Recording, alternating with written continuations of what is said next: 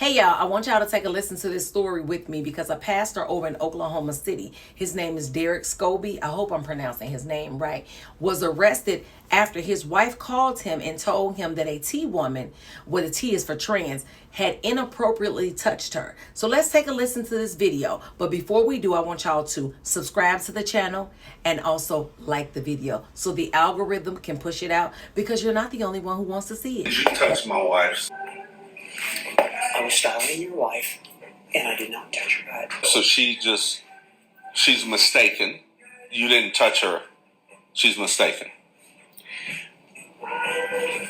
Is she mistaken? Did you check my wife out, man? Did you check her? No, I'm not. You're a sweet young lady. Yeah. I'm not. Yeah. But did you checked her out, right? Let's go outside. And she said to you, "I want you to check her out. Check me out. And why is he touching me?" Yeah. Something along those lines, right? Can we go outside? Okay. Can we go outside? We can, but well, here's the thing. You can't touch, like, even if you were a woman, you cannot touch another woman's. And here's where my problem is. You are telling me now that you did not touch my wife. Can we go outside? Well, nobody else is in here at this point. We do have customers in the dressing room. Let's just go out. I'll go outside. Come on. I don't want to go outside in the wind and the sun. I just need to know if you touched her as you were trying to style her or whatever. You said she was curvy, right? And then you proceeded to take your hand and go down her. She was between two sizes in a skirt. I don't. If she was between two sizes in a skirt, okay. I'm a lead stylist. I'm a manager here, and I've managed multiple White Houses. So I completely understand. But I understand that she didn't like that. But didn't like what? You touching her? However, I styled her with her skirt. She felt was wrong. So I'm not gonna. So did you touch? You know what? I don't recall the situation that well, but if she felt like that was what though? If she felt like the interaction back there was uncomfortable for her, then I'm not going to argue with how she felt. It's not about how she felt. It's not how she felt. It's what she felt. Okay, this is just my perception, okay? And I get it that everybody's perception is different. But something just tells me that the individual who is accused of doing the touching actually did the touching. Anytime you have to ask to go outside and have a conversation, which I'm with the pastor, I wouldn't have either, because it's not enough cameras. I need the cameras to see what's going on just in case you try to say I did something to you. And you have to do all of this word salad. It tells me that you did something that you should not be doing. This gets real messy real quick.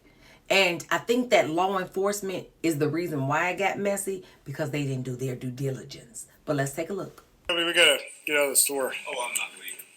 Okay. Don't leave it. Respectfully. You're going to arrest me. Okay. Well, why are you making it that way? That's what I'm not going to do. What?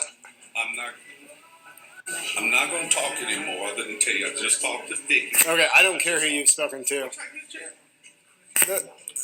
This is stupid. Like, you are creating another problem on top of something that's already going on. I'm a correct one. For what happened today. No, you're creating more problems for yourself. Do you think I care? You want to Google me? Well, let's get up because we got to go. Okay, what do we have to go do? We've got to exit the store. I'm not exiting the store before you put me under arrest. Okay, stand up for me. So who gets to decide if something is serious or not serious? Because it surely shouldn't be law enforcement. I mean, you don't think it's serious that a man's wife was touched inappropriately without her permission? Oh, because it wasn't his wife. I'm standing with Pastor. He's standing 10 toes down for his wife. I mean, that's what a man is supposed to do. He's supposed to lead. And baby, if you got to put me in handcuffs for mine, go ahead and ching lock me up.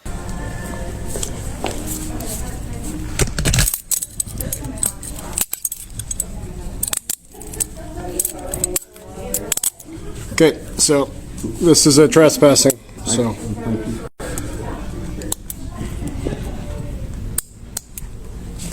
go out this way.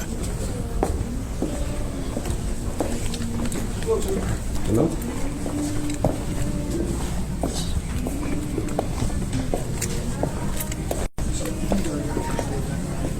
Yes, already. Thank you. Did you tell your wife and daughter this is what you're going to do? No. So now the officer is worried about the wife? Give me a break, okay? I hope this story reaches a lot of people because the actions that happened at this particular store were not okay. Something should have been done about the employee who mishandled the pastor's wife in the store. And we already know why it probably wasn't done, or at least I have my reason why I think it wasn't handled the way it should have been. But I want y'all to hear from the pastor because he spoke on this situation and it honestly was very heartfelt. So I'm warning you now, go get your tissue. And while you at it, make sure that you like and subscribe to the channel. Good morning, my brother. Good morning. Good morning, Lana. Good morning, Terry. How are you doing? Yeah. Yeah. Okay. Yeah.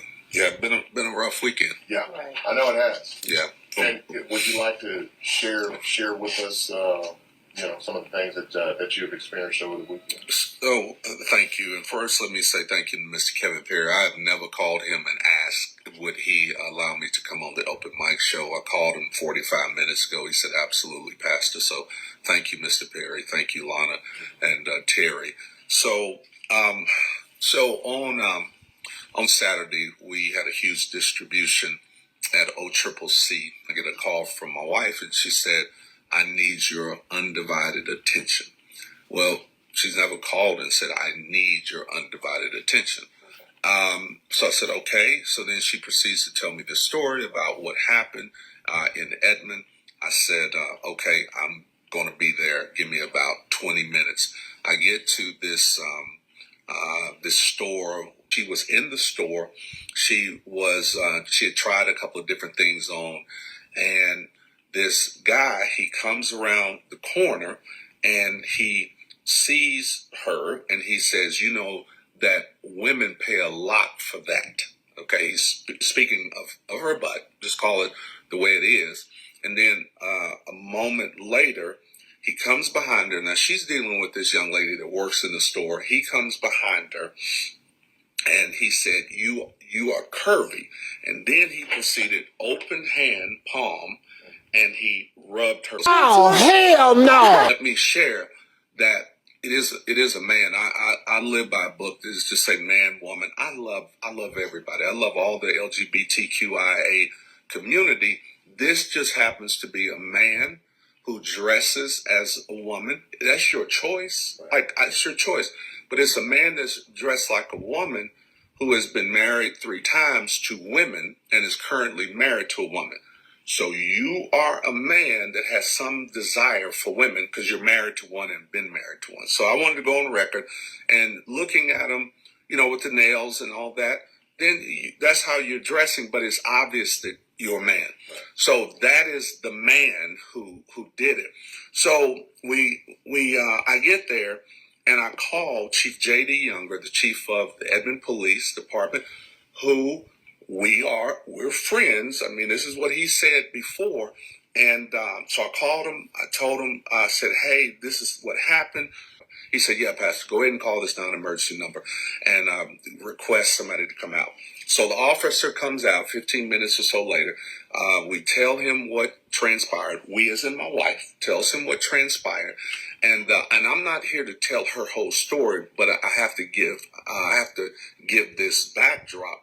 So he goes inside, he talks to the young lady that's in there and the man that had touched my wife. So I'm on another phone talking to the chief. The guy comes out, the police officer.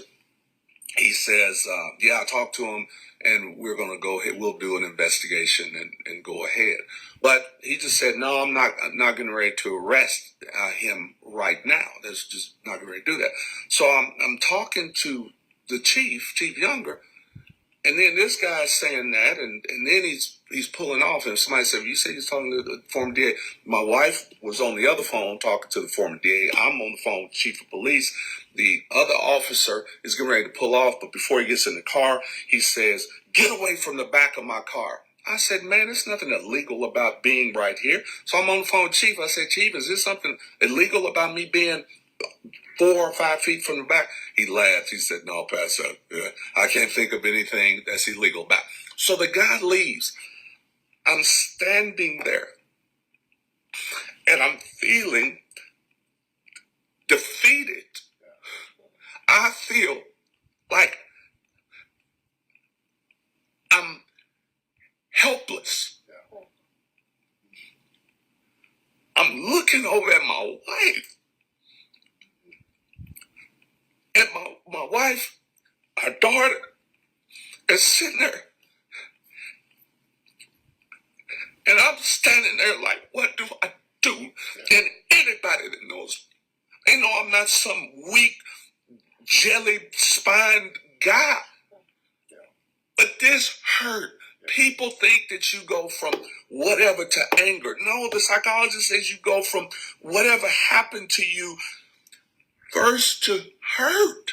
And then it goes to anger. I'm standing here.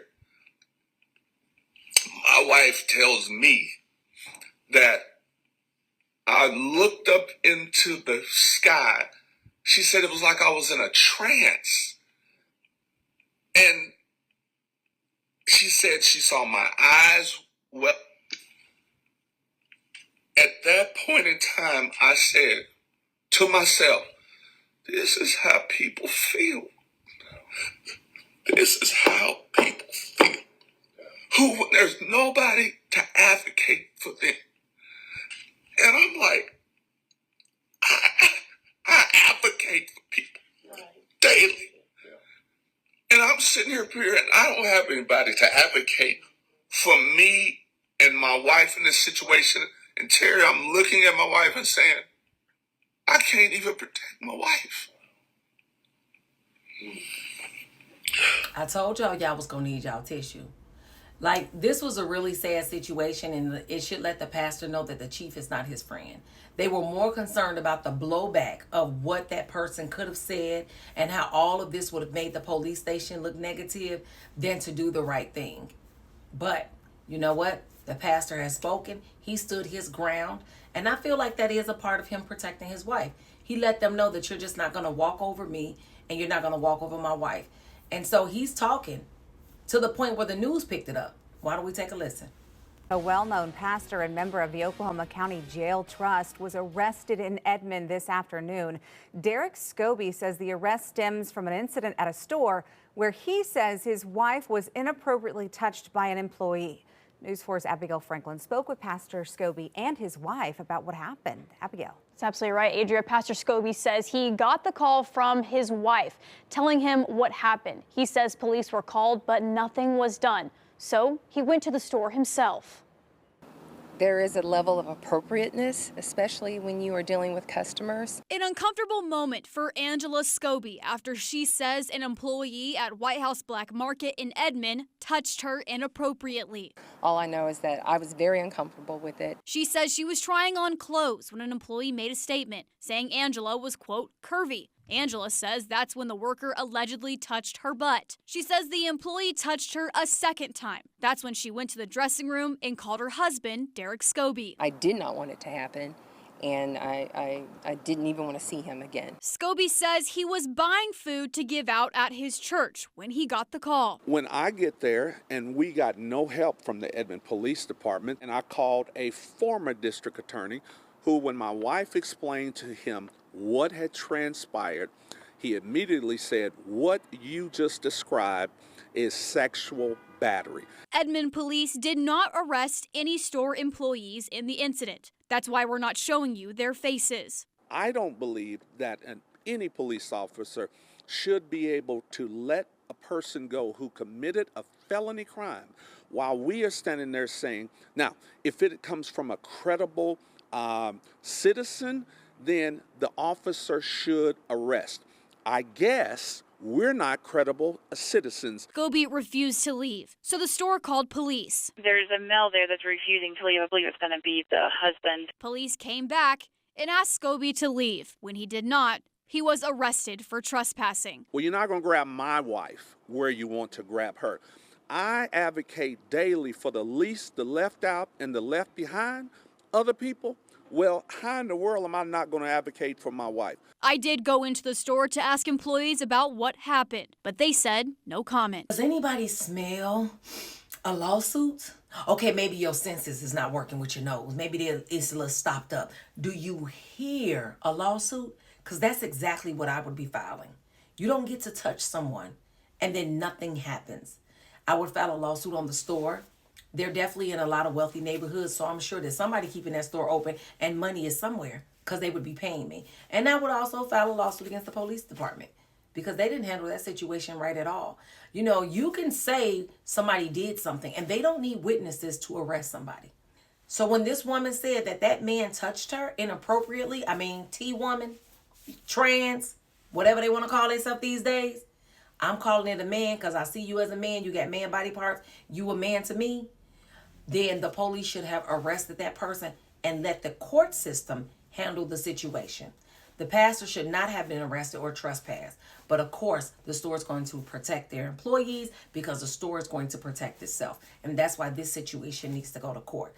I give kudos to the pastor because he was out there feeding the people that's hungry and helping out folks, unlike people who sit on the internet all day long recording themselves, calling churches and claiming they don't help. Or here's one that does. If y'all don't know what I'm talking about, go look at those videos about the girl who's calling churches about baby formula. My point is, I am sick and tired of seeing women like me go through things like this and our word not being taken seriously. I hope that justice is served. And by justice, I mean somebody get paid. We could always use the funds, Pastor. We could always use the funds to help the people. Feed some more poor people and put it into the church. I'm sure there's somewhere in the church where you could use some upgrades. Well, anyway, y'all, I have said all I can say. I hope y'all enjoyed the video. Let me know by subscribing to the channel and liking it. And make sure you drop your comments below because that's what I'm here for.